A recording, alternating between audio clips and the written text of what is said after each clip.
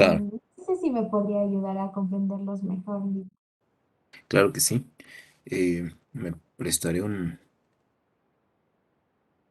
a ver, voy a abrir una hojita de trabajo, que justo además les he dejado un pequeño ejercicio, ¿no? Que lo vamos a empezar a desarrollar hoy. Creo que aquí teníamos estos ejercicios. A ver, em, ingresos, rentabilidad y utilidades, ¿la verdad? Sí, Vic, por favor. Claro que sí. Bueno, en sí son conceptos principalmente contables, son categorías de las partidas a través de las cuales se van clasificando las actividades transaccionales de una organización. Y el estado de resultados, el estado de ganancias, pérdidas, por ejemplo, va a tratar de recoger justamente la idea que para algunos se simplifica en ingresos menos gastos igual a utilidad o pérdida, ¿no? Que sería aquí el resultado neto del ejercicio. Hay quienes resumen todo en esa ecuación, ingresos menos gastos igual a utilidad o pérdida. Nosotros genéricamente usamos resultado porque no sabemos si es positivo o negativo, esa sería la connotación de utilidad o pérdida, y ya si se tiene un desempeño por encima de cero o por debajo. Em, pero hay otros que añaden además a esa ecuación de ingresos menos gastos igual a resultado, igual a utilidad o pérdida, las ganancias y las pérdidas también, ¿no? Es decir, en alguno de los ejemplos que hemos visto el anterior semestre de los estados de flujos de efectivo, la ganancia em, es también una equivalencia, ¿no? A cómo se em, denomina al resultado cuando tiene una utilidad. Veremos un par de ejemplos, creo que estaban por aquí en el ejercicio 2 si mal no recuerdo.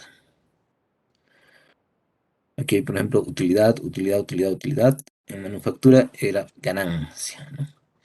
Tenemos ingresos, tenemos ganancia bruta, ganancia operativa. Esta era la versión de plasmar, si mal no recuerdo.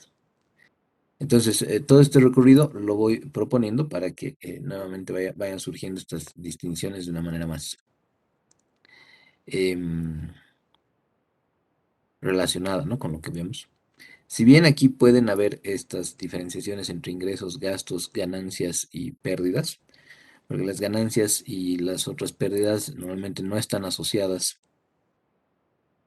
al normal desenvolvimiento del negocio, los ingresos y los gastos sí. Pero los ingresos son estas mejoras económicas que algunos les denominan, ¿no? A las actividades de venta, por ejemplo, de productos o de venta de servicios, que serían un tipo de ingreso. Otro tipo de ingreso podría ser un ingreso financiero, fruto de em, los intereses que te pagan algunos títulos. Entonces, algunos aquí llaman, para distinguir, ¿no? Un ingreso financiero a aquel que proviene de los intereses que uno eh, obtiene de invertir en ciertos títulos, y a la ganancia la resume como el rendimiento por inversiones, es decir, por esta diferencia de los precios en los títulos. Entonces hay distintos tipos de ingresos. En general hablamos de ingresos operativos cuando obedecen a aquellos que em, provienen de la actividad principal de la empresa, ¿no? De vender bienes, servicios y demás. Entonces son los ingresos operativos. Decíamos que también pueden haber ingresos no operativos, como estos ingresos financieros.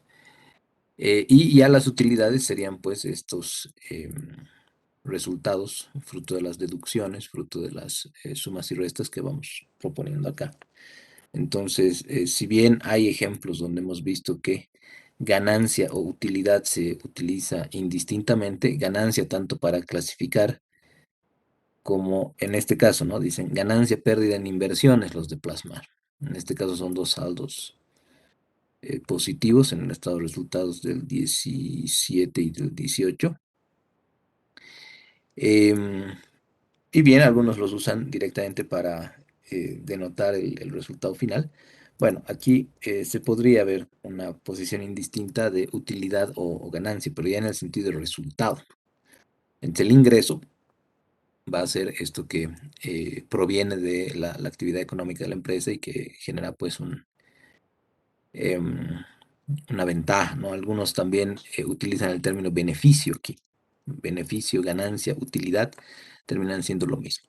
Y ya la rentabilidad vendría a ser, por ejemplo, determinada sobre los activos, el ROA, ¿no? La rentabilidad sería si hemos generado esta ganancia, esta utilidad, y lo dividimos entre el activo, ahí vamos a tener esta rentabilidad medida en términos relativos, ¿no? Un 20, 64%. Esta ya es una medida de rentabilidad. También si tomamos la misma ganancia y la dividimos entre el patrimonio neto, por ejemplo, ahí tenemos el ROE, ¿no? Este sería el ROA, este sería el ROE. Entonces, estas medidas de rentabilidad ya nos van dando en términos relativos una mirada del desempeño en ese ámbito de la compañía. Entonces, bueno, la mayoría son conceptos contables, ¿no? Nosotros estamos muchísimo más interesados en términos de movimiento de efectivo, porque habíamos dicho, una empresa puede tener muchos ingresos, como están acá. Estos serían tipos de ingresos, ¿no? Por ventas de productos, por ventas de exportación, por impuesto, bueno, este incluido aquí, porque Plasmar lo colocaba así, ¿no? Deducía de estas ventas, eh, para algunas veces aquellos que dicen que nunca se ve el IVA en el estado de resultados como tal. Bueno, depende de la exposición. En general no se hace porque no se deduce para llevarlo aquí al débito o al crédito fiscal en el balance, pero Plasmar estila eso, ¿no? Que todo está venta por productos, el impuesto sobre ventas locales le llama, porque claro, es una firma que obedece a una visión bien internacional, sería este 13% sobre las ventas. En realidad, nosotros directamente reconocemos como ingreso el 87%, ¿no? Pero aquí ellos estilan colocar el 100% de la venta y deducirle el ingreso que de todos, el impuesto que de todos modos está ahí colocado en el balance. Pero estos serían tipos de ingresos. En servicios tenemos ventas netas de servicios, pues sabíamos que esta era Telecel, entonces estaban los de telefonía, los de internet. Entonces, esos son los ingresos. Y aquí están por venta de vehículos, por alquiler de vehículos, por intereses. Aquí colocaban, por ejemplo, los ingresos por intereses como parte de el ingreso operativo neto. Y alguno dirá, pero ¿por qué si ahí abajo estaban los ingresos financieros en la porción no operativa, en plasmar? ¿Por qué Nibol la coloca arriba? De nuevo, depende del modelo de negocio, ¿no? Puede ser que Nibol ofrezca un crédito directo y por ende obtenga intereses como parte de su desenvolvimiento normal em, relativos al negocio, entonces los considera ingresos operativos, ¿no? Mientras que estos ingresos financieros, de nuevo, en general suelen provenir de las inversiones en activos financieros. Entonces estos serían los ingresos operativos principalmente. En la contabilidad de entidades de intermediación, por ejemplo, se parte por los ingresos financieros, ¿no? Porque a eso se dedica la compañía. Entonces, lo que para las empresas aquí como gastos financieros son los intereses que le paga al banco o a los participantes del mercado. Entonces, ellos parten como que esto es su principal ingreso eh, en la empresa, ¿no? Y claro, ¿cuáles serían los gastos financieros? Serían los intereses que pagan a los ahorristas. Entonces así es la conformación de un estado de resultados. Pero bueno, en general, ingresos son estas entradas fruto de, no necesariamente el reconocimiento, ¿no? De estas transacciones que han sido beneficiosas para la compañía en sentido económico y que por ende pueden ser reconocidas como tales. Ya la utilidad, ganancia o incluso beneficios, si es que ven los estados financieros de compañías europeas, se usan indistintamente para estos cómputos de utilidad bruta, utilidad operativa, estos hitos intermedios que decíamos cuando el formato es múltiple, no sencillo, que tiene estos hitos intermedios para ir midiendo desempeño. Y finalmente, pues la rentabilidad que hemos visto aquí, ¿no? En términos relativos es a lo que más se refiere.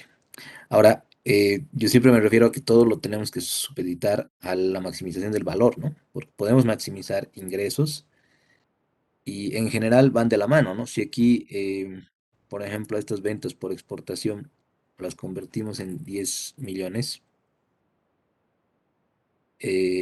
estos niveles de rentabilidad 23, 33, que antes llegaban a 20 y 30, obviamente suben los ingresos, sube la ganancia y sube la rentabilidad. En general, eh, va muy de la mano. Em, pero no siempre es algo que está sometido a la maximización de valor que decíamos, ¿no?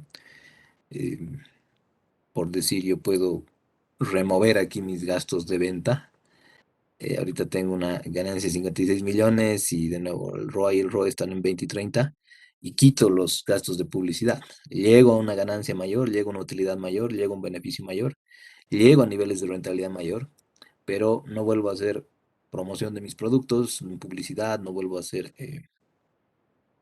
ningún tipo de esfuerzo comercial. Bueno, ahí yo mismo estaría incurriendo en no diferenciar, ¿no? Entre publicidad, promoción y otro tipo de esfuerzos comerciales, pero el punto está en que si bien voy a, entre comillas, mejorar estos indicadores, a largo plazo me puede costar caro.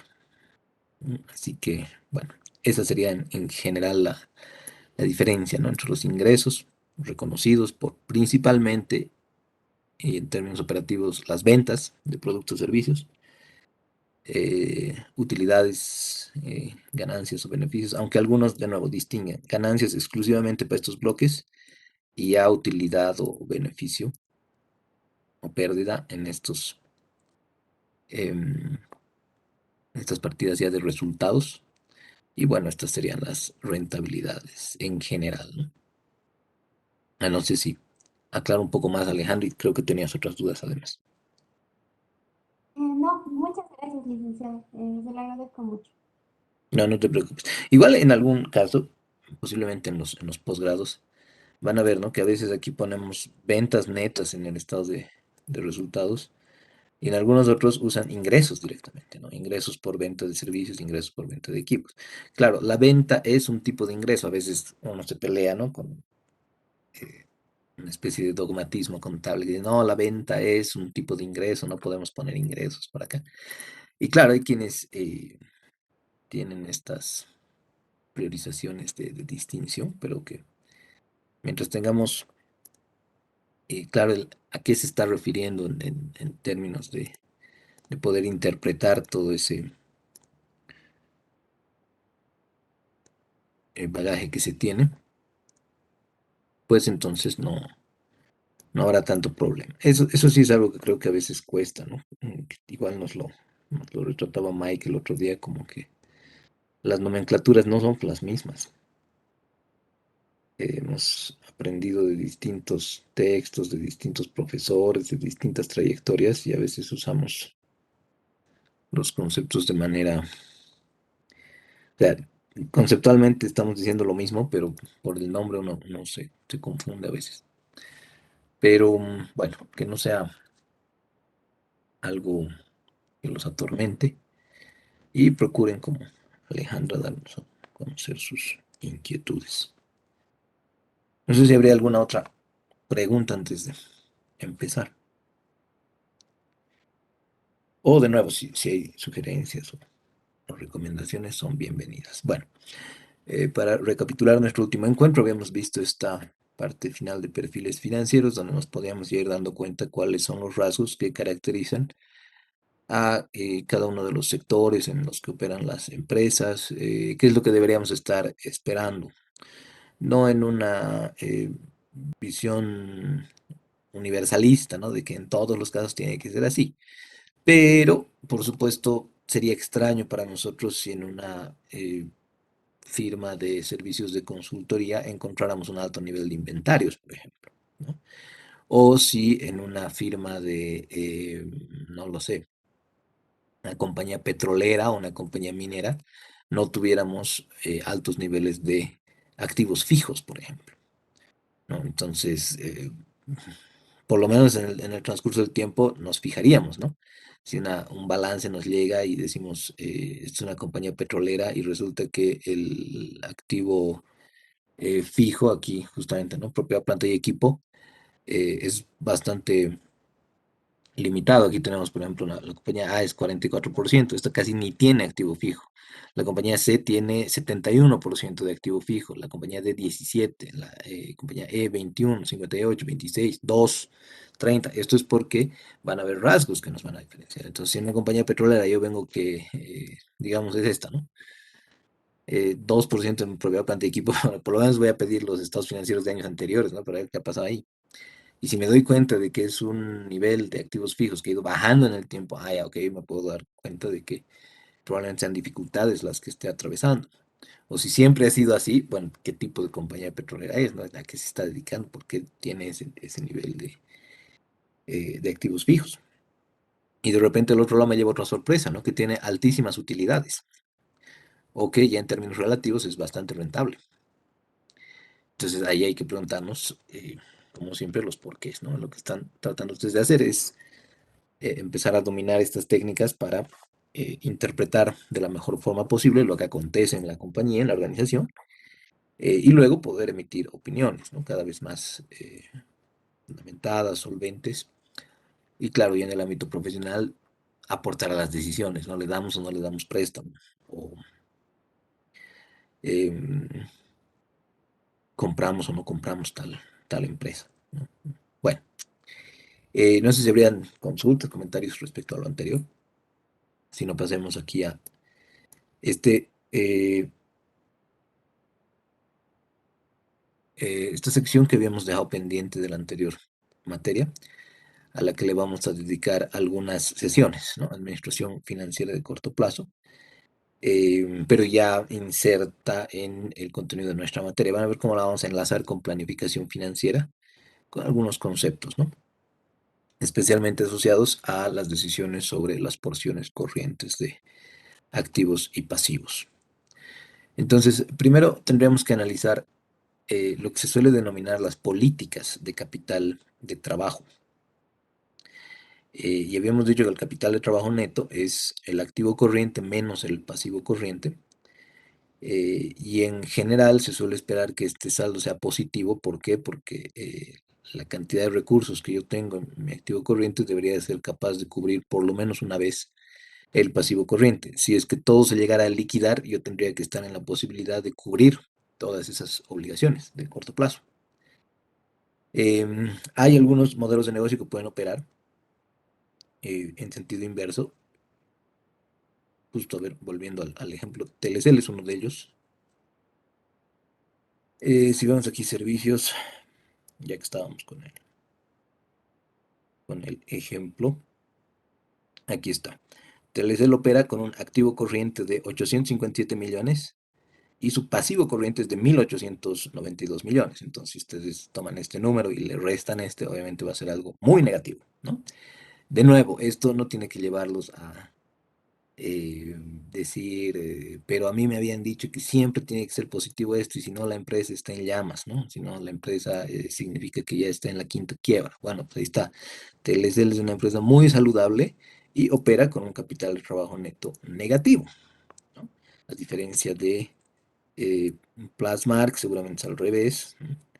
140 millones, que superan los 82 millones, y Nibol, que es una compañía comercial, 839 millones contra 480 millones. En general, de nuevo, suele ser así, pero cuando decimos en general no significa que estamos plantando universalismos, ¿no? Porque ahí está, una empresa que tranquilamente opera con un capital de trabajo negativo, pero que no tendría que significar ningún tipo de alusión a que atraviesa dificultades, porque Bueno, él es él, ¿no? La pregunta ahí es ¿por qué? Eh, pues porque, claro, no tiene inventarios, no es una compañía que te vende algún bien físico, ¿no? Entonces, como no tiene tanta preponderancia de inventarios, sí la relación entre cuentas por cobrar y por pagar es más fuerte, pero ahí está, ¿no? La relación está. Entonces, em, y adicionalmente les he dejado una lectura en Moodle sobre todo este tema, que lo vamos a abordar en un par de sesiones. Tendríamos estas políticas que van a tener que ver con cuál es el tipo de evolución que podemos esperar de la empresa en relación a sus activos fijos, sus activos corrientes, y a esos activos corrientes los vamos a dividir además en dos categorías, los activos corrientes permanentes y los activos corrientes estacionales. No en todos los casos van a haber activos corrientes estacionales o por lo menos van a representar una porción significativa, ¿no? Veremos ahí. Activos fijos o activos no corrientes, que aquí los estamos asumiendo. Yo sé que activos fijos son solamente un tipo de activo no corriente, pero es el principal, así que por eso estamos haciendo una especie de homologación. Pero esa línea que vemos en amarillo a lo largo del tiempo, porque el eje en este caso de las abscisas va a ser el tiempo, y el eje de ordenadas el monto, el valor que figura en los estados financieros, va a tener, digamos, este comportamiento, ¿no? Así es como ha ido evolucionando el activo fijo o la porción no corriente de los activos en el tiempo. Y del resto del activo corriente va a haber una porción que sea permanente y una porción que va a poder ser estacional. Entonces ya para las políticas de corto plazo lo que tendría que diferenciar es cómo se comporta el activo corriente.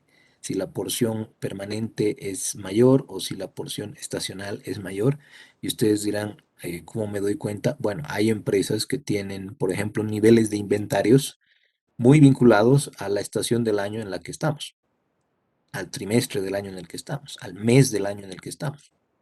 Lo propio con sus cuentas por cobrar, por ejemplo, o con su nivel de efectivo, ¿no? Hay compañías y hay negocios pequeños, por ejemplo, principalmente asociados al comercio, que saben cuándo tienen que empezar a gestionar una mayor liquidez, ¿no? En qué épocas del año tienen que tener más liquidez, porque se viene la etapa del año, el periodo del año en el que venden más. Entonces eso se está refiriendo a este tipo de ciclo, que hay una porción de activos no corrientes que también va evolucionando en el tiempo, ¿no? O sea, vamos adquiriendo cada vez más muebles, enseres, maquinaria, qué sé yo. Pero del activo corriente hay una porción que se queda básicamente en un crecimiento vegetativo, en un crecimiento asociado al normal desenvolvimiento de la empresa. Pero hay una porción que es estacional, ¿no? Disculpen ahí el gráfico, es medio chapice que no refleja tan bien lo que quisiera, pero esto está también en la lectura que les he dejado, ¿no? Entonces, este crecimiento en activos fijos, en activos corrientes, en su porción permanente y estacional, se la va a poder gestionar a partir de distintas políticas, em, que normalmente las categorizan en conservadora, moderada y agresiva. Y aquí va a haber un elemento adicional que es cómo se van a financiar estos activos, ¿no? Esto va a tener que ver con si la política es agresiva, conservadora o moderada. Vamos a optar por cierto tipo de financiamiento. Entonces, lo veremos de esta manera. La política conservadora va a ser esa en la que, a pesar de que se reconoce que hay ciertas estacionalidades en ciertos activos corrientes, vamos a tener, como está ahí, eh, la presunción de que todo el tiempo queremos la mayor cantidad de activos posible, ¿no? Todos los activos los vamos a financiar con deuda de largo plazo, bajo esta visión conservadora.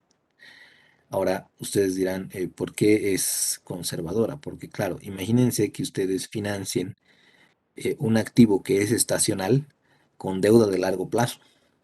Esto para muchos no va a tener sentido porque van a decir, pucha, pero si yo estoy pagando interés de largo plazo, que me va a costar bastante, porque obviamente mientras mayor sea el tiempo, más intereses me va a cobrar la entidad de intermediación porque está asumiendo mayor riesgo. En este caso, a pesar de que hay estacionalidades, vamos a asumir que nuestro activo corriente es una necesidad permanente de activo. Y a pesar de que, como dice aquí, hay disminuciones estacionales, es decir, hay puntos como el que estoy marcando ahorita, donde no necesito tantos recursos, igual los voy a mantener en un nivel elevado. ¿Por qué? Porque estoy siendo muy conservador, ¿no? O sea, a pesar de que no necesite tantos recursos, los voy a mantener, fruto de mis decisiones de financiamiento a largo plazo, porque yo estoy anticipando en general que voy a tener una demanda mayor, voy a tener una venta más alta de la que suelo tener y voy a necesitar esos recursos, ¿no? O sea, en el momento eh, que yo quiera, voy a poder disponerlos para comprar más mercadería o para comprar más materia prima y producir inmediatamente, ¿no? Ahora, por supuesto que se podría dar una situación en la que no necesariamente vaya a necesitar, es decir, que no salga como esperaba esa previsión de la demanda y cuando tenga demasiados recursos, como dice ahí, vamos a tener que invertirlos en DPFs, pues vamos a tener que abrir o invertir en títulos de corto plazo, en inversiones temporarias, porque si bien yo ya me he financiado esos recursos con una tasa de largo plazo, yo tengo que seguir pagando esos intereses, aunque sea voy a obtener un rendimiento a través de las inversiones temporarias. Por eso esta es una política conservadora. Es una política que trata de tener el colchón más holgado posible de recursos como para que puedan afrontar cualquier eh, venta, cualquier solicitud de los clientes. Obviamente aquí nunca van a entrar en rotura de stock porque sus niveles de inventarios también van a ser siempre altos porque están con una gran cantidad de recursos, ¿no? Del otro lado, lo que van a tener es una política agresiva. Aquí sí van a estar jugando lo que colonialmente se conoce como, o coloquialmente se conoce como pesca-pesca, ¿no? Ustedes saben que hay una estacionalidad de sus activos, pero solamente financian a largo plazo hasta la porción permanente del activo corriente. Y el resto que ustedes conocen, que son recursos necesarios tanto en inventarios como en cuentas por cobrar, como en disponibilidades y demás, las van a financiar con deuda de corto plazo. Entonces, aquí es una política agresiva, es más riesgosa, es más osada, porque aquí lo que ustedes están diciendo es que solo cuando vaya a necesitar los recursos realmente, solo cuando vaya a necesitar comprar ese inventario, me voy a endeudar, ¿no? Y me voy a endeudar con financiamiento de corto plazo.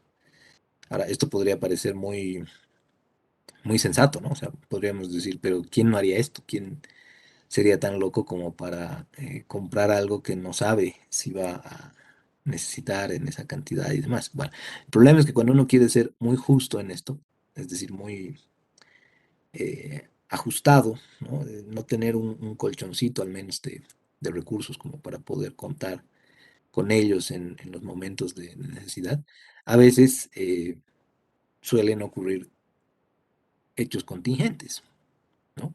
Como que justo viene un cliente y te dice, ¿sabes qué? Quiero 10.000 de tu producto, ¿no? Yo sé que normalmente te compro 90, pero hoy quiero 10.000. Entonces, como hoy quiere 10.000, ustedes difícilmente le van a poder vender eso en el acto porque no cuentan con los recursos, van a tener que financiarlos, van a tener que hacer un montón de malabares y le van a decir, no, no puedo. ¿No? Ese es el problema, que uno entra en riesgos de rotura de stock, uno entra en riesgos de no poder afrontar sus obligaciones, de no poder afrontar sus operaciones. Entonces, con esta política agresiva pasa lo opuesto que en el anterior caso. Si bien en la política conservadora uno tiene recursos todo el tiempo porque todo está siendo financiado a largo plazo, e incluso uno incurre en costos de oportunidad porque, claro, está pagando intereses por recursos que tal vez incluso ha tenido que ponerlos en inversiones temporarias porque em, has previsto así eh, decisión de financiamiento. De este otro lado ocurre lo opuesto, ¿no? O sea, estás jugando al límite, digamos. Estás siempre eh, teniendo que prestarte no sé, pues la pasanaquera de última instancia, del mercado negro, porque, claro, como has querido jugar tan al borde, tan al límite, te has quedado ilíquido, por ejemplo, si es un tema de disponibilidades. O si es un tema de inventarios, te has quedado sin stock, pues, ¿no? O incluso en las cuentas por cobrar tienes que tomar decisiones sobre si das crédito o no das crédito, porque eh, ya no puedes siquiera vender a crédito muchas veces. Entonces, esos serían los dos extremos, si se quiere, ¿no? La política conservadora y la política agresiva. Ahora, ya en términos de la vida real, de las organizaciones en su día a día, en su cotidianidad, lo que se sugiere y lo que ustedes van a ir viendo en las empresas en las que trabajen, es que tienen que encontrar el punto intermedio, ¿no? Ideal, que no en todos los casos va a ser el mismo, pero que mejor se adecue, que mejor concuerde con la manera en la que la empresa desenvuelve sus modelos de negocio, ¿no? No sé si habría alguna consulta hasta acá, pero estos podrían ser dos ejemplos, un poquito abstractos, ¿no? Como reloj suizo se están comportando estos. Aquí con estas gráficas lo que pueden ver es que en un caso hay más activos fijos que en el otro y que la porción corriente permanente es un poquito menor que en el de la empresa B. Y aquí pueden ver la estacionalidad, ¿no? De los activos corrientes que sí obedecen a un tema de trimestres, por ejemplo, en el caso de la izquierda. En el caso de la derecha, también hay una estacionalidad visible, pero que tiene sus picos en el último trimestre de cada uno de esos 2 años, ¿no? De 2015 y 2016. Obviamente en todos los em, trimestres ha habido un crecimiento, una tendencia creciente de todos los activos, pero hay algunas características que se pueden notar, ¿no? Aquí, por ejemplo, no sé si le podrían atribuir, viendo que este caso de la izquierda tiene picos en qué trimestres. Tiene picos de la porción corriente estacional, seguramente picos de disponibilidades, de inventarios, en los trimestres 2 y 4, básicamente, ¿no? En el 2 y en el 4.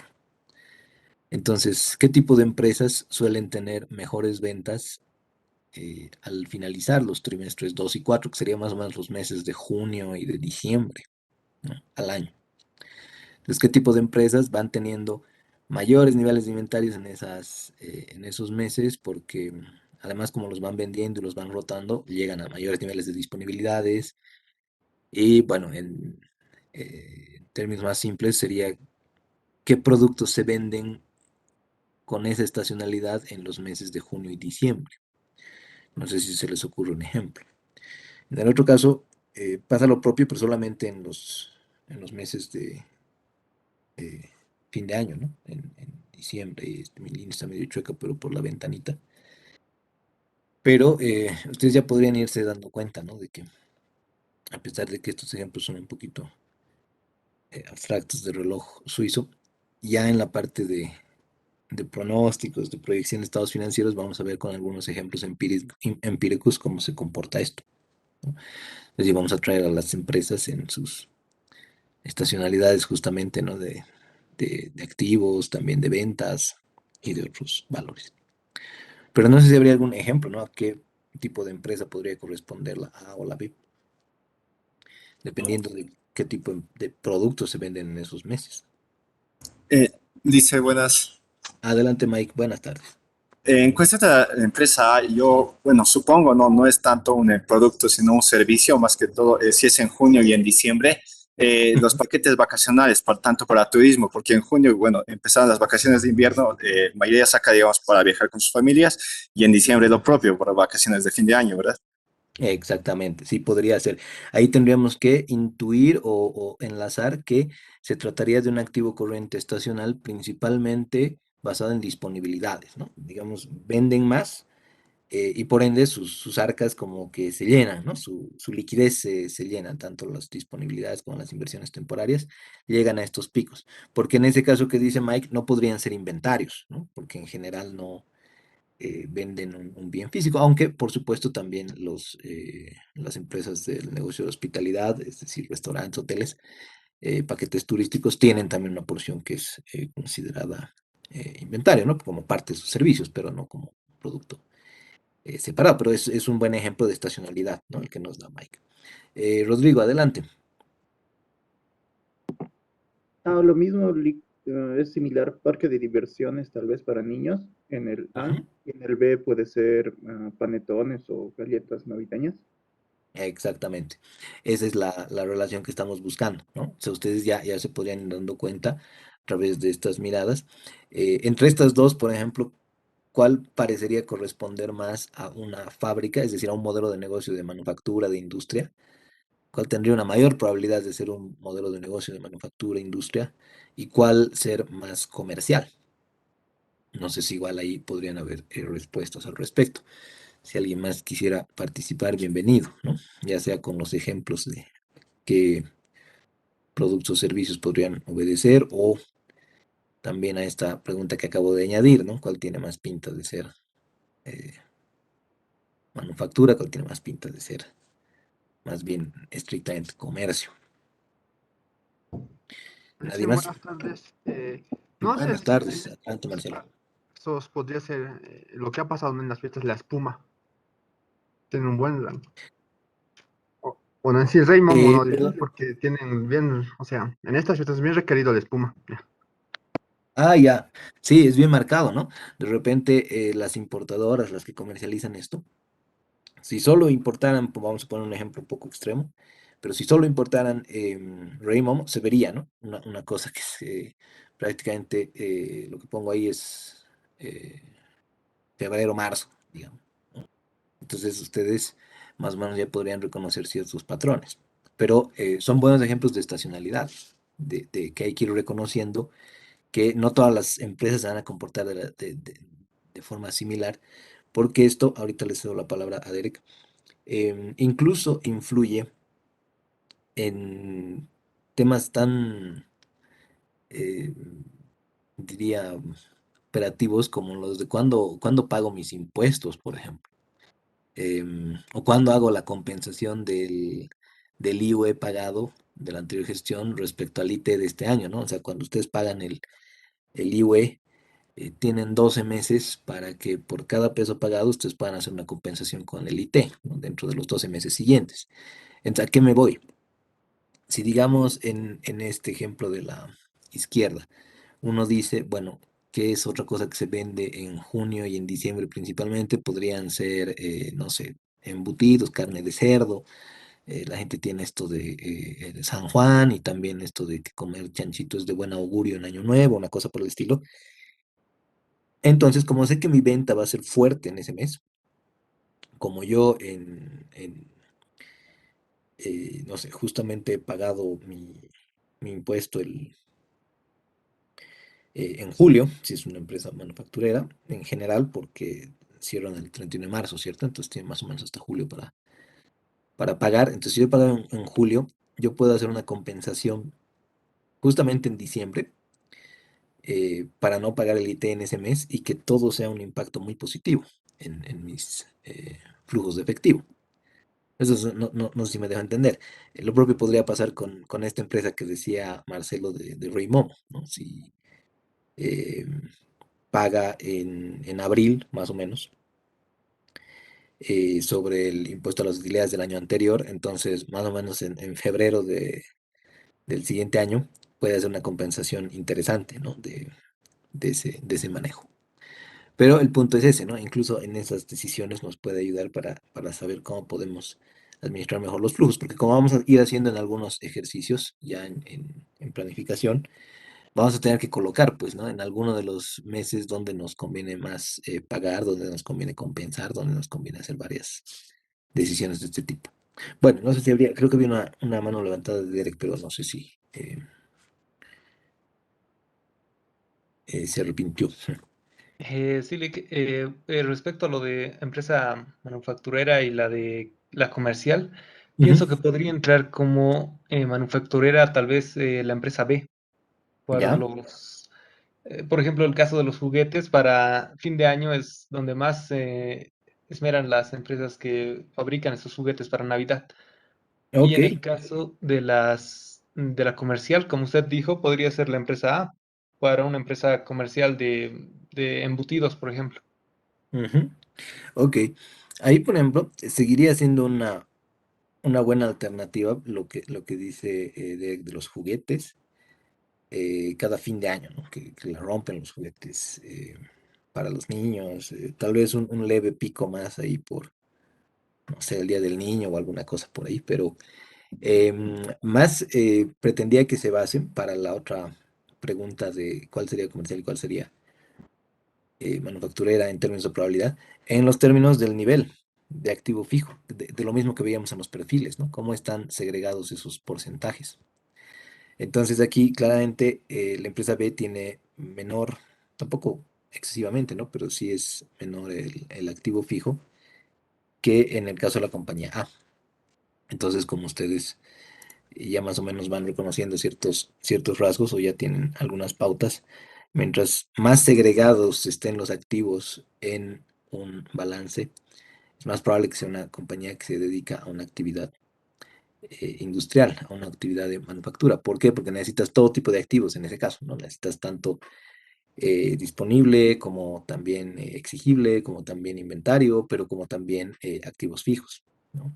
En cambio, una compañía comercial puede prescindir de alguna forma de un nivel de activos fijos mayor, porque puede alquilar sus tiendas o no necesariamente es dueño de la tienda, ¿no? O también van a ser menos sofisticados, diríamos, sus activos fijos, ¿no? O sea, son muebles, enseres, de repente algunos equipos de computación, hasta vehículos, pero no con tanta influencia como en el otro caso, que necesitas maquinaria, equipos y demás. Bueno, estos serían algunos ejemplos que los vamos a retomar más adelante por em, la parte de pronósticos, la parte de presupuestos. Pero aquí a lo que quisiéramos llegar es que, ya, las conclusiones que podemos obtener es en relación, ¿no?, al tipo de política que podamos adoptar, van a ser, por supuesto, diametralmente opuestas, ¿no? En una política conservadora, por ejemplo, caja e inventarios van a tener pues niveles ahí en moderado, ponemos todo intermedio. En realidad, esta es la recomendación, ¿no? Ustedes tienen que estar en algún nivel moderado, irse a los extremos en realidad suele costar mucho, ya vamos a ver por qué. Em, pero todo extremo a veces tiene sus bemoles, ¿no? Así que sabiendo que cada una de esas cuentas va a tener en su nivel moderado algún punto intermedio, si adoptáramos una política conservadora, el nivel de cajas de inventarios va a ser alto o va a ser bajo. Como hemos dicho, en la política conservadora todo se financia con deuda de largo plazo, es decir, siempre tenemos recursos al tope. Entonces, el nivel de caja de inventario va a ser en todo momento alto. Las cuentas por cobrar van a ser más bien las únicas que se comporten de manera opuesta, porque en una estrategia conservadora o en una política conservadora, incluso restringimos el crédito, ¿no? Las cuentas por cobrar se vuelven bajas porque somos conservadores y todas las ventas las queremos hacer al contado, ¿no? O sea, estamos tan seguros de que la demanda va a ser alta y de que nuestro producto está siendo recibido de mil amores por los clientes, entonces que nos damos em, la capacidad de ni siquiera vender a crédito, ¿no? Ahora, con la deuda de corto plazo, ¿qué es lo que debería ocurrir? En el caso conservador, la deuda de corto plazo es baja. ¿Por qué? Porque todos los activos son financiados con deuda de largo plazo. Y por eso es conservador, porque siempre nuestros niveles están eh, bastante a tope. Ahora, aquí está el problema. Si todos nuestros activos están financiados con deuda de largo plazo, nuestros costos fijos financieros, es decir, los intereses que pagamos por esos recursos, van a ser pues, mucho más altos. porque nuestros contratos de deuda van a tener una proyección de más largo plazo, entonces nos van a cobrar intereses mayores y por ende vamos a tener esa desventaja de este lado conservador. Y la rentabilidad obviamente va a bajar, ¿no? En la posición conservadora, en la política conservadora, como estamos pagando intereses más allá de los que podríamos si es que alivianáramos un poco la política. Y el riesgo a la vez va a ser también menor, ¿no? Esta es como que la relación que hemos dicho desde el principio. Rentabilidad y riesgo casi siempre van a ir de la mano, salvo alguna excepción eh, por ahí, pero esto es lo que va a ocurrir. No sé si esto está claro, si hay alguna duda, ¿no? De por qué en la política conservadora tendríamos alto nivel de caja de inventarios, en la de cuentas por cobrar estamos jugando solo a lo seguro, entonces ni siquiera damos crédito. La deuda de corto plazo es bajísima, ¿por qué? Porque todo se financia con deuda de largo plazo. Ahora, en contrapartida, como es deuda de largo plazo, el costo es mucho mayor y por ende la rentabilidad baja y el riesgo también es menor. Ahora, ¿riesgo en qué sentido? De repente dirá alguien. Bueno, el riesgo de incumplir con las obligaciones, ¿no? El riesgo de no tener recursos suficientes como para afrontar cualquier transacción que tenga que darse. Y en el lado de la política agresiva, bueno, pues viene siendo lo opuesto, ¿no? En la política agresiva, nuestra caja de inventario siempre está bajito, tratando de jugar como lo que dicen en operaciones, en un just in time, ¿no? En un justo a tiempo. Incluso hay empresas como Dell que han revolucionado el tema de la venta de computadoras, por ejemplo, porque te la ensamblan una vez que la has pedido. O sea, ni siquiera tenían la computadora en sus inicios, ¿no? Cuando empezaron a vender por internet y fue toda una revolución porque tú te armabas la computadora en la página web, la pedías y recién la ensamblaban. Entonces, posiblemente los componentes, las partes, ni siquiera los tenían en ese momento, no tenían que haber hecho el esfuerzo de contar con recursos. Ahí es donde vamos a llegar hoy día con lo del ciclo de conversión, de que puede ser que incluso el proveedor te financie la operación, ¿no? Ahora, ya la postura en cuentas por cobrar es obviamente inversa, es opuesta. En la postura agresiva, pues das crédito sin asperezas, ¿no? Pensando en que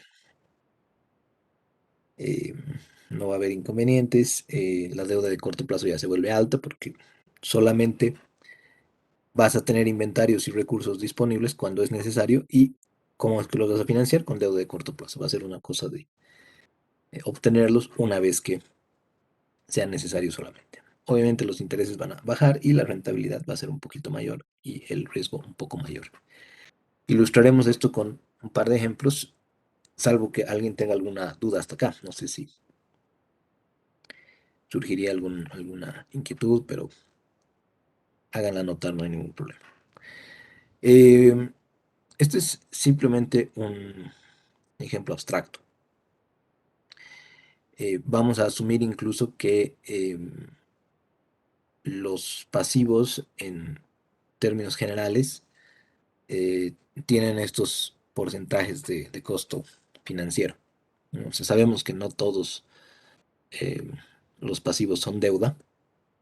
Todas las deudas son pasivos, pero no todos los pasivos son deuda, habíamos dicho.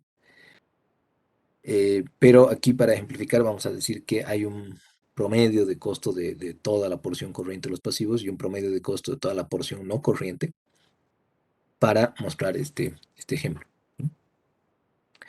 Entonces, primero vamos a jugar con el financiamiento y vamos a decir que hay una empresa que tiene estos niveles de activo corriente, no corriente y de activo total, con las tres políticas: agresiva, moderada y conservadora. Ahora, si la política es agresiva, hemos dicho el pasivo corriente eh, va a ser mayor porque la deuda de corto plazo va a ser más utilizada que en la política conservadora. Y digamos que esta llega a un nivel de 30. Si se cumpliera esta relación de pasivo-activo de 60%, entonces el pasivo total tendría que ser de 42. ¿Por qué? Porque ese 60% del 70 del activo total tendría que ser el 42. Y de nuevo, como es una política agresiva, le estaríamos poniendo un 30 ahí para ejemplificar. El resto tendría que ser la porción no corriente. 30 y 12 serían 42. Y bueno, el patrimonio sería el resto, ¿no? El 28 restante. Basándonos nuevamente en esa relación de pasivo-activo de 60%. Ahora bien, ¿qué es lo que va a ocurrir? Vamos a suponer que las ventas pronosticadas son 100, que la utilidad antes de intereses e impuestos es de 10, y aquí los intereses van a tener que ser computados en función a estos montos. Lo voy a volver a quitar. Ahí está. El 30 de valor de la porción corriente del pasivo nos cuesta 8% y el 12 nos cuesta 10%. Entonces, este es 1.2 y 3 por 8, 24, 2.4, ¿no? 2.4 más 1.2 son los 3.6 de intereses en ese primer caso de la política agresiva. Así que deduciendo esos intereses de la utilidad antes de intereses e impuestos, tendremos una utilidad antes de impuestos de 6.4. Como hemos venido haciendo, vamos a asumir igualdad entre utilidad contable y utilidad fiscal. Así que le vamos a sacar el 25% a ese 6.4, que sería unos 60. Y vamos a tener una utilidad después de impuestos de 4.8. Ahora bien, ya podremos calcular aquí el rendimiento, el retorno sobre el patrimonio, que sería 17.14. ¿Fruto de qué? Fruto de dividir esta utilidad después de impuestos entre el patrimonio. 4.8 entre 28. Va a ser de 17.14 y el capital de trabajo neto en este caso es de 10. 40 menos 30 es de 10. Y bueno, podríamos calcular también en términos de liquidez corriente, que sería activo corriente sobre pasivo corriente, ¿no? Entonces 40 sobre 30 sería 1,33. Estos dos justamente para reflejar ese riesgo. Este RO estaría reflejando el rendimiento y estos dos estarían generando el riesgo. Ahora, ¿qué es lo que queremos ilustrar con este ejemplo? Es cómo se mueven estas métricas finales en relación a la política conservadora. Hasta acá no sé si alguna duda, pero esta es la gran desventaja de la virtualidad, ¿no? No sé si ahorita están con carita de qué pasó ahí o con carita de ok, bastante simple más bien, ¿no? Que ya estamos siguiendo la cosa. Bueno, cualquier cosa me avisa. Lick. Sí, adelante, Derek. Sí, sí. Respecto a esto de los pasivos corrientes al 8%, es 8% de los pasivos totales, ¿no? El 42. Sí, justo, porque exactamente es una gran observación porque sabemos que no toda la porción del pasivo es deuda, pero estaríamos diciendo que para ejemplificar le vamos a colocar un costo de 8% al global pasivo, ¿no? O sea, puede ser que las deudas tengan diferentes costos, pero es al global. Ya, Lick, gracias. Igual el pasivo no corriente es 10% del pasivo total, ¿no? Sí, del pasivo total de porción no corriente, ¿no? Que estamos usando para ejemplificar. De nuevo, yo sé que no todos los pasivos son deudas, pero eh, es solamente para ver cuáles son los efectos de adoptar estas políticas en términos de lo que habíamos mostrado antes, ¿no? De riesgo y rendimiento. Si habría alguna otra duda, por favor, háganlo notar. Bien, no más bien a ti las gracias. Bueno, pasaremos entonces a una política moderada. Aquí le vamos a atribuir al pasivo corriente, a la porción corriente del pasivo, una cuantía menor, porque ya habíamos dicho, en la agresiva caracterizamos como un gran uso de deuda de corto plazo. ¿Por qué? Porque creemos que la mayor parte de nuestros activos corrientes esté financiada con solo lo necesario para la estación, ¿no? Entonces, si bajamos ese 30 a un 20 y seguimos manteniendo esta relación de pasivo-activo de 60%, vamos a tener esta, ¿no? Sigue siendo 42 nuestro pasivo total, pero ya obviamente nuestro pasivo no corriente, la porción no corriente, se habría incrementado. Esto nos deja con el mismo patrimonio. Vamos a suponer aquí, y en un momento voy a comentar esto, que las ventas siguen siendo las mismas, que la utilidad antes de intereses e impuestos sigue siendo la misma, pero aquí obviamente los intereses van a cambiar a 3.8. Suben ligeramente, pero suben. ¿Por qué suben? Porque este 8% ahora hay que aplicarlo al 20 y ese 10% al 22. Entonces, 8 por 2, 1.6, ¿cierto? Y 10 por 22, esto es 2.2. Este 1.6 más 2.2 es el que nos da 3.8. El interés es ligeramente mayor, por ende la utilidad antes de impuestos es un poquito menor. El impuesto bajará un poquito y la utilidad después de impuestos habrá bajado también. Esto obviamente significa lo que queríamos demostrar, que el ROE se va a volver menor. Ha bajado de 17.14 a 16.61. Y ojo, aquí en contrapartida también vamos a tener que revisar que en compensación nuestro capital de trabajo neto ha subido en un 100% y la liquidez corriente se vuelve de 2. Entonces hay efectivamente un menor riesgo, pero a costa de qué? De un menor rendimiento, ¿no? Y el riesgo, de nuevo, asociado a nuestra capacidad de cumplir con las obligaciones y demás. Finalmente, en la política conservadora, ya lo mostramos ahí, bajaríamos esto que inicialmente era 30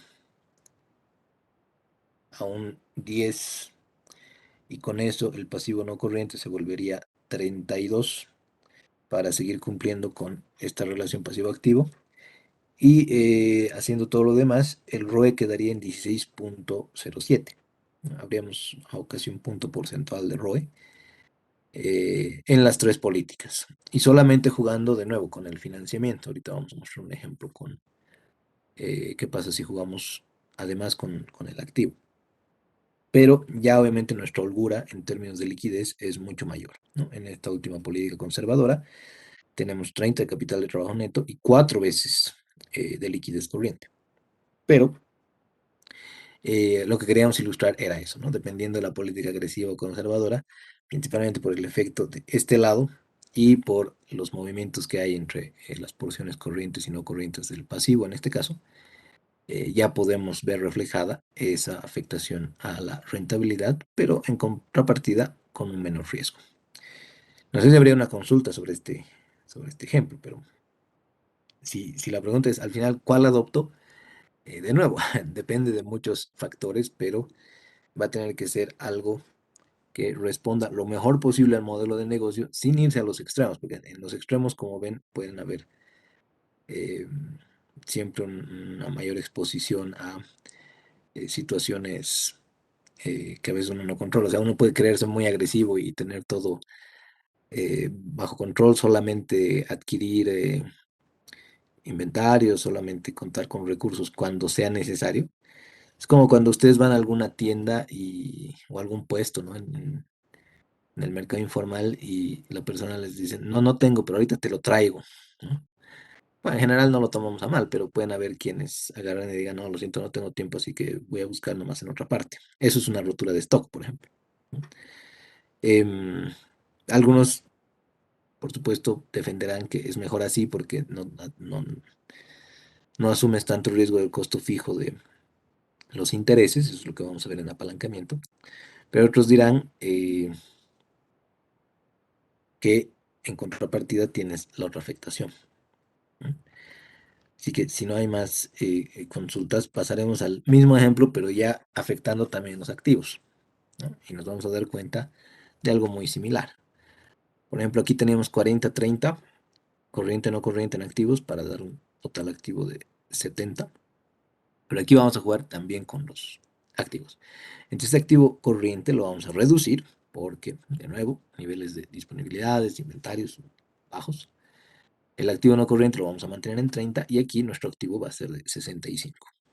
Queremos seguir cumpliendo ese 60%, por ende, como en la anterior eh, ejemplificación, vamos a tomar un 30 de pasivo corriente y si quiero que se cumpla este 60, 6 por 65 nos va a dar 39.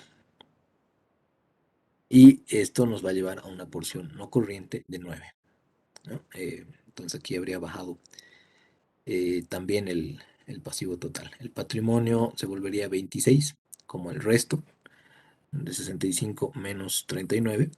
Y de nuevo, algo que hay que comentar aquí es que no estamos afectando el desempeño en términos de resultados, ¿no? Las ventas y la utilidad antes de intereses e impuestos sigue siendo la misma, pero por supuesto sería una observación de probablemente un abuso del ceteris paribus, porque si yo voy cambiando la estructura de mis activos y de mis pasivos, muy probablemente también vea afectada la parte del desempeño comercial, ¿no? Entonces, si yo decido obtener recursos con financiamiento a largo plazo y invierto en mi compañía, bueno, en general estoy esperando también potenciar pues, los ingresos, ¿no? Pero, en fin, aquí este interés se va a volver de 3.3 bajo la misma lógica, ¿no? 3 por 8 es 24 y 9 por 10 es 90. Entonces 2.4 más 0.9 serían ese 3.3. Y llegaríamos a un ROE de 19.31 bajo este nuevo planteamiento, ¿no? En el anterior caso era de 17 algo, ahora es de 19.31. ¿Por qué? Porque le hemos aplicado la política tanto al activo como al pasivo. Esto nos deja con un capital de trabajo muchísimo más justito, ¿no? Nos deja solamente con 5 y una liquidez corriente de 1.17, menor al 1.33 de hace un rato. Entonces en la moderada no tendría por qué haber cambios, sería lo mismo que en el caso anterior, pero ya en la conservadora obviamente vamos a subir el nivel de activos corrientes. Subimos aquí a 45 y vemos cómo nuestra rentabilidad cada vez se esfuma más, ¿no? Que baja ya a un 14.23.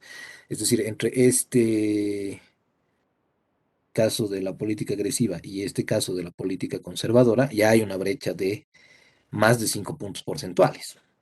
Entonces, para que vean cómo puede afectar solamente la decisión de cómo se financian los activos corrientes y no corrientes, es decir, si tomamos financiamiento únicamente a corto plazo o totalmente a largo plazo, como además voy a manejar la estacionalidad de mis activos, ya podríamos llegar a tener esa diferencia en términos de ROE. Y cada una, de nuevo, con desventajas y ventajas, ¿no? En la agresiva podemos sonar muy cancheros, pero podemos terminar afectando nuestra reputación, nuestro negocio. Y en la conservadora podemos parecer muy puritanos, pero también nos puede costar mucho, ¿no? Entonces necesitamos encontrar un equilibrio aquí. Eso, no sé si alguna duda, consulta. Si no, yo les consulto. Algunas preguntas adicionales que pueden surgir de todo esto. ¿Es posible tener una política agresiva en términos del nivel de activo corriente, pero conservadora en la forma de financiarlos? No sé si se les ocurre alguna respuesta, ¿no? O sea, yo puedo tener una mirada a estar siempre con lo justo, por ejemplo, en términos de el activo corriente, siempre con las disponibilidades al límite o los inventarios al límite, pero al mismo tiempo financiar todo esto de forma largoplacista. Al revés también podría ser, ¿no? Si puedo ser eh, más bien un usuario de deuda de corto plazo. Con deuda de corto plazo, ¿será que puedo financiar necesidades permanentes de corto plazo? Hay modelos de negocio que son la excepción, como siempre, ¿no? Como no todo es una regla universal y general, hay modelos de negocio donde, por ejemplo, yo estoy tan seguro de que voy a vender mi producto que directamente voy a solicitar un crédito de largo plazo. Y el banco además me lo va a dar. ¿Por qué? Porque vendo pues, algún bien, vendo algún commodity, vendo, no sé, en estos tiempos harina, ¿no? Y esto justamente lo quería recordar por lo que me hacían notar en otra materia, donde me decían, tenía nomás razón cuando decía que hay que ver las cosas en la interconexión, en la interdependencia con todos los demás hechos. ¿Por qué? Porque Resulta que si uno quiere obviar, ¿no? Hay siempre las posturas que dicen, yo, ¿a mí qué me importa lo que está pasando en Rusia, en Ucrania? Y luego empieza a preguntarse por qué ha subido el pan en su bonito país y en su desayuno. Entonces, esta es la razón por la que tenemos que considerar todos estos temas, ¿no? Esta sería otra versión de ver. Las condiciones cambiantes de la economía afectan estas decisiones sobre la política de trabajo, por supuesto. Si yo estoy esperando que a la economía le vaya muy bien, de repente voy a adoptar una política un poquito más conservadora, porque tengo una mayor estabilidad, porque eh, básicamente sé que incluso si tuviera exceso de recursos en cierto momento, yo los puedo invertir en una nueva línea de negocios o puedo empezar a ampliar las líneas de productos con las que trabajo y de todos modos voy a tener una respuesta positiva del mercado. En cambio, esto parecería paradójico, ¿no? Cuando se va a poner la cosa en crisis y se va a poner más tensa, entonces de repente me vuelvo un poquito más agresivo y voy haciendo algunas desinversiones, ¿no? Igual tiene que ver con entender los tipos de producto que uno maneja. No olviden esto de la discrecionalidad que hemos tocado también en la parte de perfiles el anterior semestre cuando decíamos, hay algunos productos en los que los clientes no tienen tanta amplitud para decidir si los compran o no los compran. Los medicamentos, si el paciente se quiere curar, tiene que comprar nomás el medicamento. Y algunas veces se dice, ¿no? De las farmacias, pues ya en todo lado hay farmacia, en cada esquina hay farmacia, parece lavado de dinero la farmacia, yo veo vacío, pero no, pues lo que pasa es que siempre están rotando muchísimo más sus productos porque la gente no tiene cabida a decidir si compra o no compra, que es distinto a comprarte una blusa, una cartera o un jean. Ahí hay estas diferencias. Los mismos ejemplos que dábamos del fideo, si recuerdan, ¿no? El fideo, un producto que cuando a la economía, este es un producto contracíclico, ¿no? El fideo. ¿Por qué? Porque si a la economía le va bien, empieza a crecer, empieza a haber más ingresos en las familias, el fideo más bien empieza a bajar. Eso puede parecer paradójico. Si a la economía le va bien, el fideo es contracíclico. ¿Por qué? Porque empieza a bajar su venta. Es más, las molineras se asustan, ¿no? Y dicen, pucha, como le está yendo bien a la economía, ¿por qué pasa esto? Porque como la gente tiene más ingresos, deja de comer, pues, fideíto, que es nuestro alimento más leal y fiel, porque siempre es económico, es accesible, pero ya como la economía le está yendo bien, la gente tiene más ingresos, ya no come, pues, ají de fideo todos los días, empieza a comer, no sé, pues, quinoa, cuscús o cosas más sofisticadas. Entonces, por eso decimos que es un contracíclico, ¿no?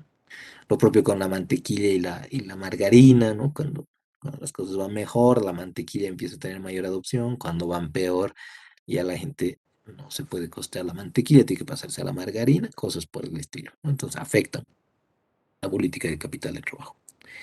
Y finalmente, cómo medir la eficiencia con la que la política está ofreciendo resultados. Aquí es donde habíamos quedado un poco el anterior semestre, no hubiera querido ver esto adicionalmente, pero ya no nos alcanzó el tiempo.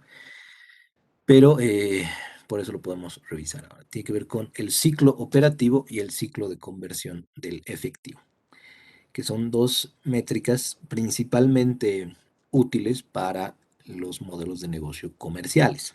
Ojo con eso, ¿no?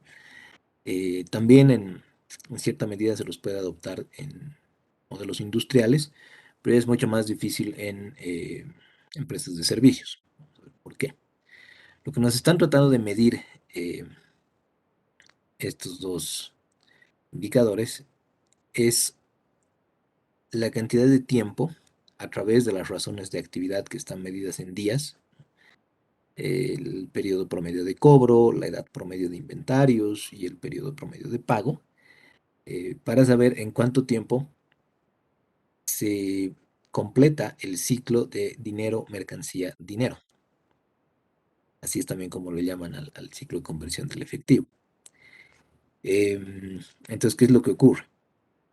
Si yo soy una empresa comercial, si yo soy un comerciante, hay una diferencia entre la fecha en la que compro el inventario, la fecha en la que vendo el inventario y la fecha en la que cobro por el producto que he vendido. ¿Por qué se da esto? Porque una cosa es que yo compre el inventario, otra cosa es que lo pague. Y aquí está ya la nueva fecha, ¿no? Entonces yo, digamos, compro el 20 de enero un inventario, pero recién lo pago en una fecha posterior. El otro elemento que habría que añadir es la cobranza, justamente, porque es diferente que yo venda un producto a que efectivamente lo cobre, si es que estoy vendiendo a crédito. Entonces ahí ya entran esas razones que nos son muy útiles para medir todo esto. Entre el momento en el que compro el inventario y el momento en el que lo vendo, a eso le llamamos edad promedio de inventario, ¿cierto? Que para este ejemplo, que me voy a basar en Dumroff, estoy usando 30 días, que de nuevo, ¿no? Va a darme un aproximado de la cantidad de días que transcurren desde que yo compro el inventario, desde que lo llevo a mi almacén, hasta que lo vendo, hasta que lo pongo en mi vitrina y viene el cliente y se lo lleva. Ahora, la brecha que hay entre la venta del inventario y la fecha en la que lo cobro, a eso le llamamos periodo promedio de cobro, ¿cierto? Que en este ejemplo también son 30 días, pero puede ser que yo lo venda hoy y recién lo voy a cobrar en 30 días, cuando va a haber una entrada de efectivo, si recuerdan, con el devengamiento, ¿no? Si yo puedo reconocer el ingreso en esta fecha, pero eso no significa que haya movimiento de efectivo. El movimiento de efectivo se va a dar 30 días después, aproximado, medido a través de ese periodo promedio de cobro. Y a la suma de estas dos le vamos a llamar ciclo operativo. De nuevo, especialmente en módulos comerciales. Va a ser la suma de los dos, aquello que denominamos ciclo operativo, 60 días. 60 días transcurren, en otros términos, desde que yo compro el inventario hasta que lo cobro. Desde esta fecha en que he comprado el inventario hasta que lo he cobrado, han pasado 60 días en promedio. Y a este ciclo operativo lo vamos a poder ajustar por esta fecha que habría quedado pendiente. ¿Cómo le denominamos a esa razón que nos dice la cantidad de días que transcurren desde que hemos comprado a nuestro proveedor y le hemos pagado?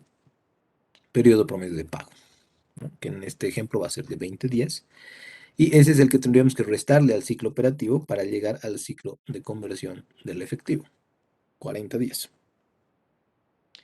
Entonces, espero esto les ilustre y les refleje mejor, porque estaba en la herramienta del panel financiero, pero no lo habíamos podido abordar como queríamos.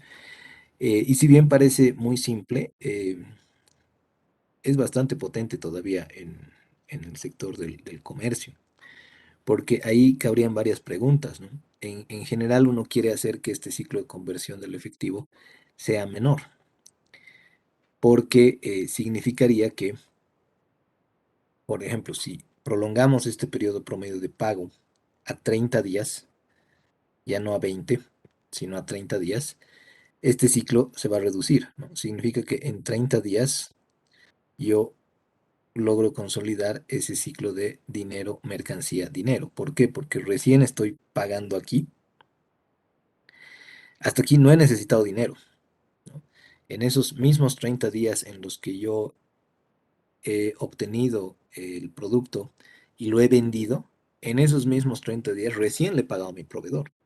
Entonces, sí, 30 días de esfuerzo comercial, de marketing, todo lo que ustedes quieran, pero que me han bastado por el lapso, por el plazo de tiempo que me da mi proveedor. Y de ahí, obviamente, he tenido que esperar 30 días más hasta que me paguen, porque vendí a crédito, pero básicamente, hasta el momento de la venta, el proveedor es el que ha financiado mi operación, si la logro en 30 días. Ahí van a haber muchos ejemplos y muchas interrogantes. Por ejemplo, si puede haber un ciclo de conversión del efectivo negativo, o qué implicaría un ciclo de conversión del efectivo negativo. ¿Es posible? ¿Bajo qué circunstancias podría darse un ciclo de conversión del efectivo negativo? O si me dejo entender con estos dos conceptos. Si al final el ciclo operativo es periodo promedio de cobro más edad promedio de inventario, y a ese ciclo operativo menos el periodo promedio de pago, le vamos a llamar ciclo de conversión del efectivo, podrá ser este negativo. No sé si hay alguna opinión o comentario, se los dejo también que lo vayan reflexionando, ¿no? Si fuera negativo, significaría que el periodo promedio de pago tendría que ser mayor al ciclo operativo, tendría que ser mayor a la suma de estos dos.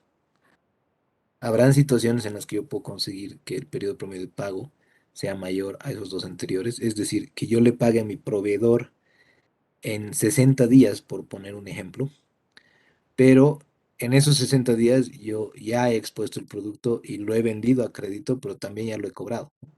Digamos que he tenido 10 días de edad promedio de inventario y 5 días más de periodo promedio de cobro, entonces esto es un ciclo operativo de 15. Y si mi proveedor me da 60 días para pagarle, en realidad el proveedor está financiando mi negocio. Porque yo no necesito poner un peso para ya tener em, el monto que incluye la ganancia, ¿no? Entonces yo puedo repetir esto varias veces.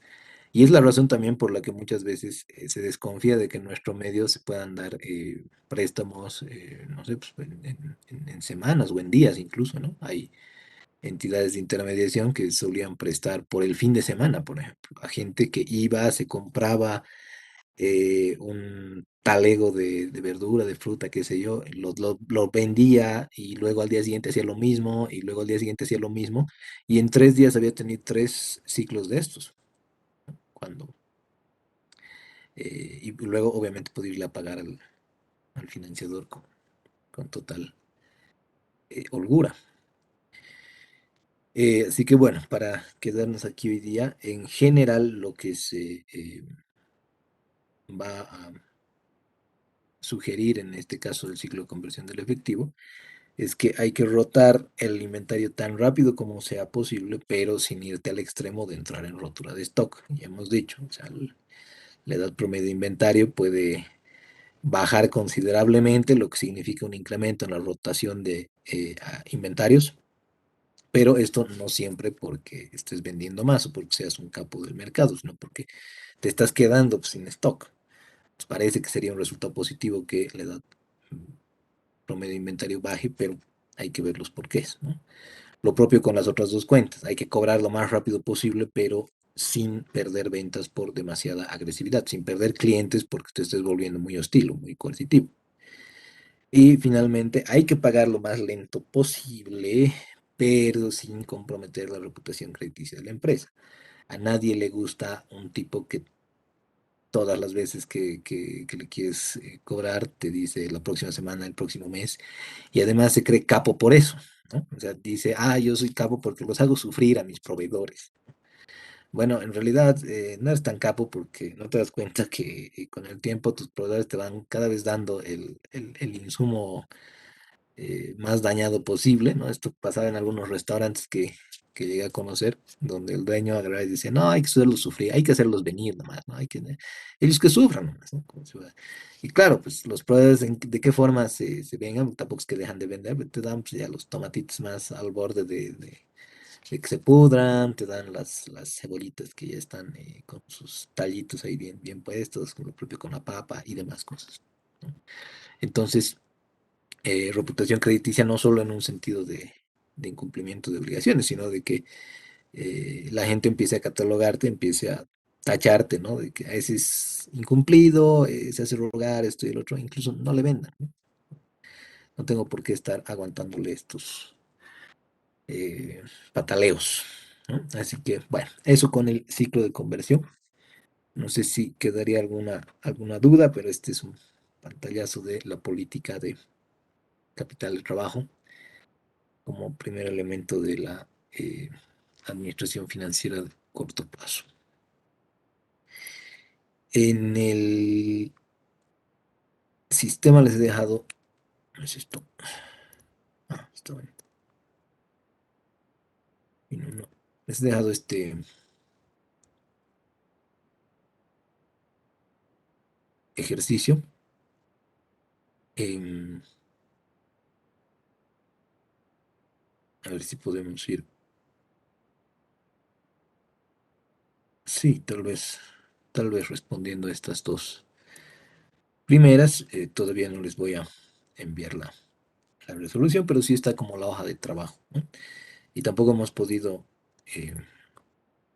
abordar este primer ejercicio. Lo vamos a hacer el día lunes, pero de nuevo, como siempre, es bueno intentar darle una mirada para tratar de inferir o deducir cuál podría ser la ruta para responder, ¿no? Pero por ahora nos quedaremos ahí. No sé si habrían consultas, dudas, sí. Hemos... Sí, de Sí, la, adelante.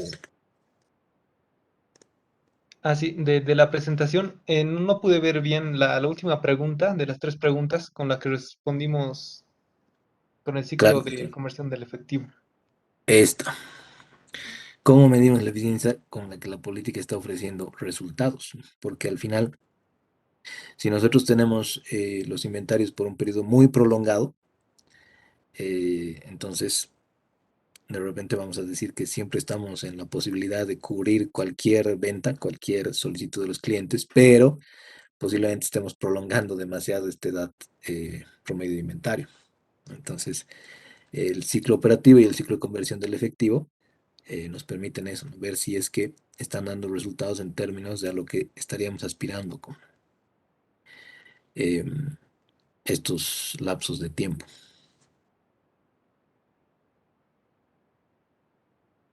Gracias, Lick. No, ustedes. Bueno, ahí les dejo la pregunta igual abierta, ¿no? ¿Pueden haber ciclos negativos? ¿En qué casos pueden ver algún ciclo negativo? Y voy a traer algún ejemplo el día lunes. Bueno, quedemos ahí. Que estén muy bien, cuídense mucho y